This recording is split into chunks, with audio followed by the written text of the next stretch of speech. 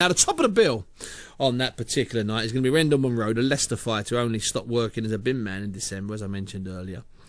But the real top of the bill, or the sort of main attraction, because he's the sort of, not the star, but he's the sort of house guy, quotes, is Scott Quigg. Now, I like this kid, Scott Quigg. He holds his corner, he speaks well, and what's going to be happening is that Rendell Munroe and Scott Quigg are going to be fighting for the WBA's interim world title at Super-Bantamweight. And I caught up with him a little bit earlier, also at this lunch. It was fantastic, this lunch today. It really was. It was the way business should be done. No booze, a little bit of food, and 7 or 8 boxers to interview, all in the space of 2 hours. Probably cost Ricky Hatton 8 or 9 grand in travel and food and stuff, but it was really nice. It was really civilised. That's why I'm giving it such a big run. Yes, all you got to do is put a bit of curry in my belly, and you'll get a following, as they say in the trade. Anyway, I caught up with Quigg, and he admitted that facing Rendell Munroe will be his toughest test yet. And it certainly will be, because Munroe is a former Commonwealth and European champion.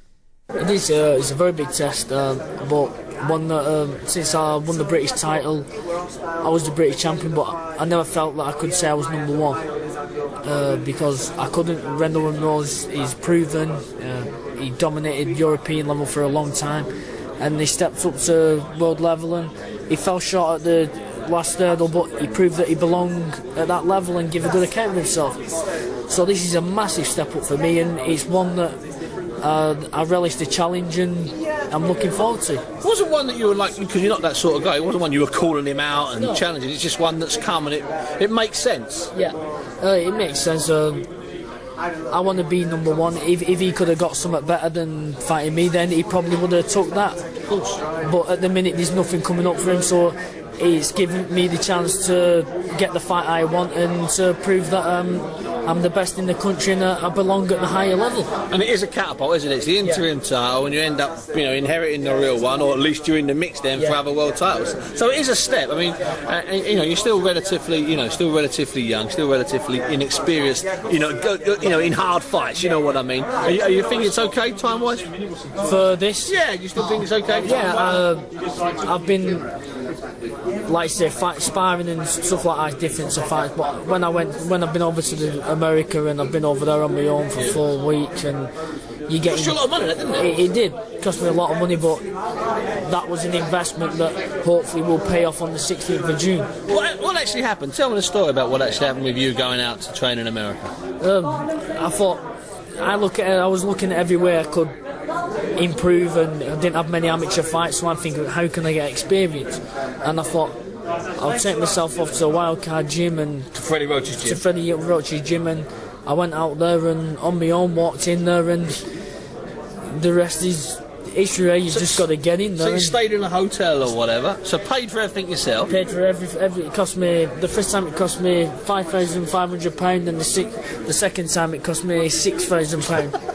Because the second time I got a car, you see, so I could drive myself around. You're like a throwback. So what were you doing the first time then? Getting on a bus or something? I was getting a taxi to the gym, because I got the reception at the hotel rung me the taxi. Yeah. So I could get a taxi to the gym, but on the way back my phone wouldn't work, so I couldn't. So I had to get a taxi to the gym and walk back from the gym.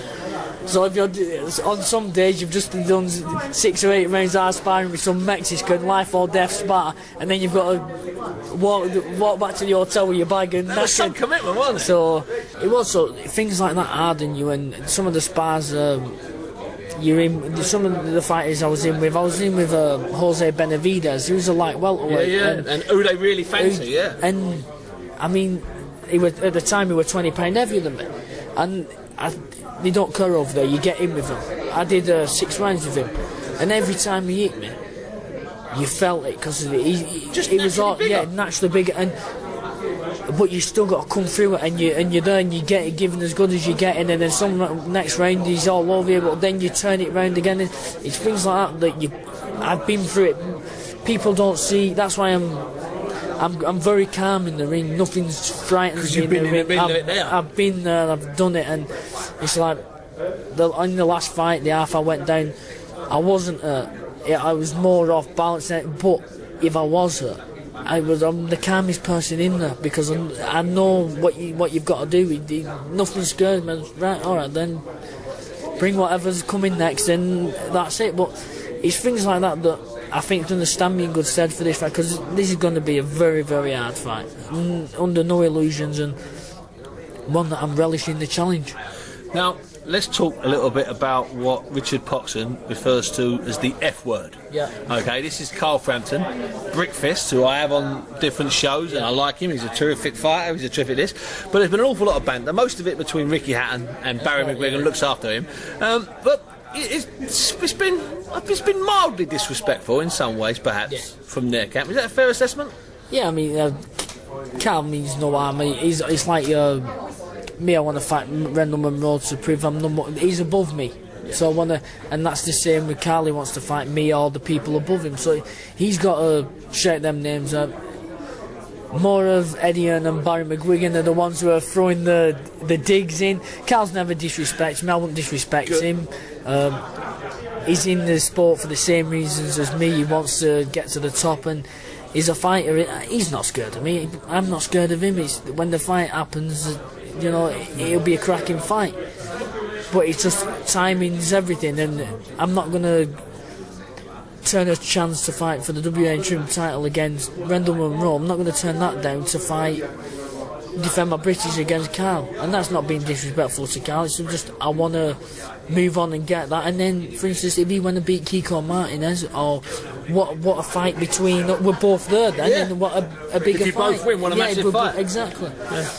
Yeah. But that's both, and that for him that'd be a very tough fight. So we both could have very tough fights, and if we come through, it's proven that we both are what people say we are, potential future stars.